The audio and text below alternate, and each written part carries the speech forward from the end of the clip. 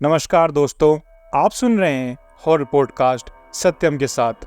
स्वागत है आपका डर का साया में। यहाँ पर आपको सुनने को मिलती हैं खौफनाक, डरावनी और दिल दहलाने वाली भूतिया कहानियाँ। अगर आपको हॉरर स्टोरीज सुनना पसंद है तो चैनल को सब्सक्राइब ज़रूर कर लें। तो बिना किसी देरी के आज की कहानी को शुरू करते हैं। मेरा नाम नीरज है। ये घटना मेरे साथ नहीं बल्कि मेरे दोस्त की बहन के साथ हुई थी। आज मैं आप सभी को एक खौफनाक घटना साझा करने जा रहा हूँ। ये किस्सा मेरे दोस्त वरुण की छोटी बहन काजल का है। काजल पढ़ने में बहुत अच्छी लड़की थी और सिर्फ अपने काम से मतलब रखती थी। उसकी सिर्फ एक दोस्त थी, उसका नाम फातिमा था। उन दोनों में गहरी दोस्ती थी। फातिमा हो या काजल, दोनों में से कोई भी किसी भी काम के लिए निकलता तो दोनों हर बात एक दूसरे को बताते थे। काजल कोई भी काम करती तो सारी बात फातिमा को बताती और फातिमा की भी यही आदत थी। फातिमा के घर वाले काफ़ी सख्त मिजाज के थे, इसलिए उसको घर से बाहर जाने की अनुमति बहुत ही कम मिल पाती थी। इसीलिए खाने पीने की चीज़ें भी वह काजल से मंगवाती थी और काजल फातिमा के घर पे उसके काम में हाथ भी बटा देती थी।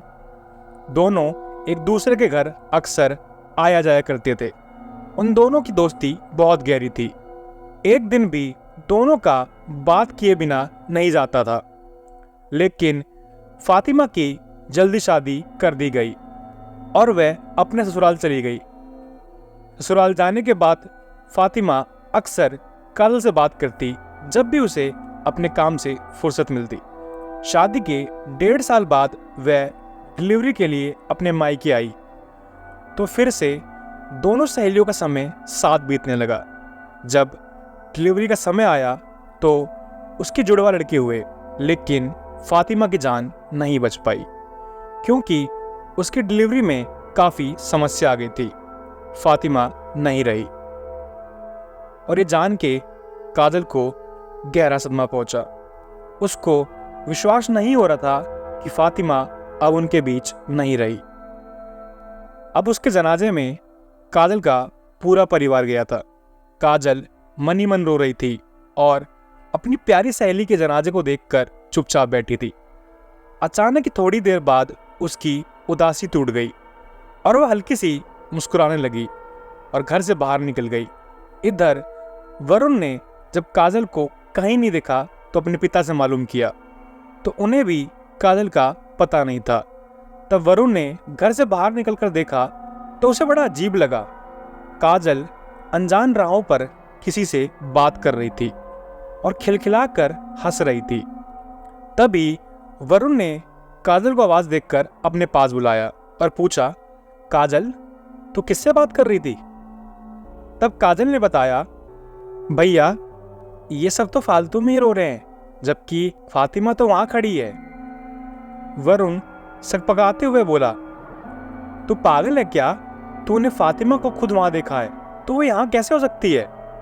तभी काजल ने अपनी उंगली से इशारा करते हुए कहा, वो देखो भैया, वहीं तो खड़ी है। उस जगह पर वरुण को कुछ भी नहीं दिखाई दिया। अब दिन बीतने लगा। काजल रोज अकेले में कभी छत पर तो कभी बालकनी में किसी से बात करती हुई मिल जाती थी। अचानक ही काजल बीमार पड़ गई। उसकी हालत दिन पर दिन बहुत ज़्यादा खराब होने लगी। घर वालों ने उसका बहुत सी जगह इलाज करवाया, लेकिन काजल की हालत में कोई सुधार नहीं हुआ। पर उसका अकेले में बात करना नहीं छूटा। वह हमेशा किसी से बात करती हुई मिल जाती थी। यह देखकर उसके घर वाले बहुत ही ज़्यादा परेशान रहने लगे। एक दिन तो बहुत ही अजीब घटना हुई। काजल ने अपनी माँ से खाना मांगा तो वह अपनी क्षमता से ज़्यादा खाने लगी। उसके खाने का तरीका भी बहुत अजीब था। वह ऐसे खाना खा रही थी जैसे कोई बरसों से भूखा हो। ये सब देखकर उसकी माँ हैरत में पड़ गई और काजल खाना खाते खाते कुछ बड़बड़ा भी रही थी। उसकी माँ को बड़ा आश्चर्य हुआ कि काजल कभी भी इस तरीके का बर्ताव नहीं करती थी। इसको क्या हो गया है? ऐसे ही दिन बीतते गए। काजल दिन पर दिन कमज़ोर होती गई। उसकी आंखें कमज़ोरी से अंदर धस चुकी थी। एक दिन काजल ने ऐसा व्यवहार किया जिसकी कल्पना किसी ने भी नहीं की थी।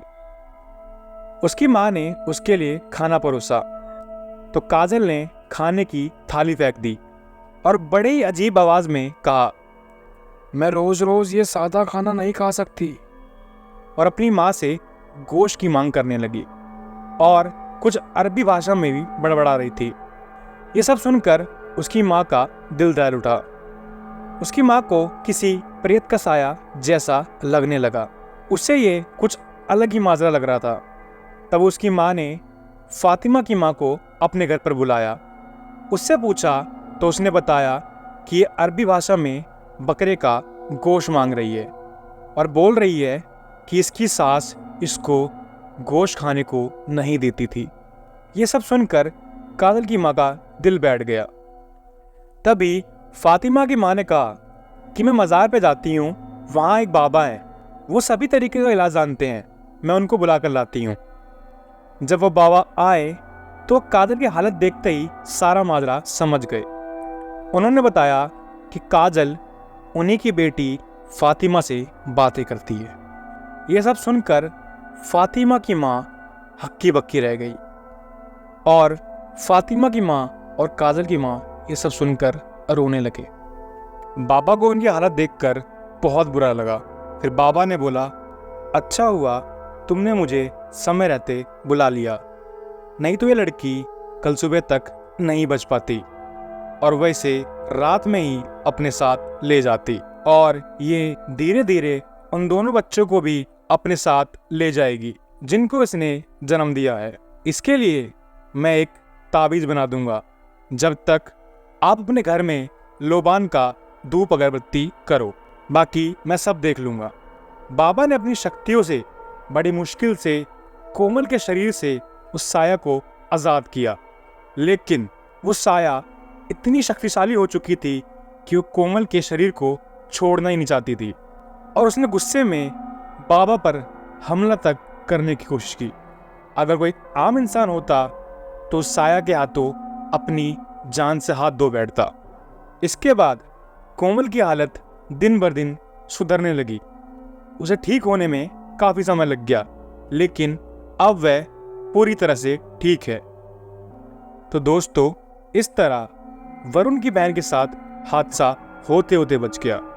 अब उसकी शादी हो चुकी है और वो उस ताबीज़ की वजह से अपने ससुराल में सही से ज़िंदगी बिता रही है। लेकिन जब भी अपने दोस्त वरुण से उसकी बहन के बारे में जिक्र करता हूँ तो ये बातें याद आ जाती हैं कि किस तरह उस खौफनाक साये से उनका पीछा छूटा।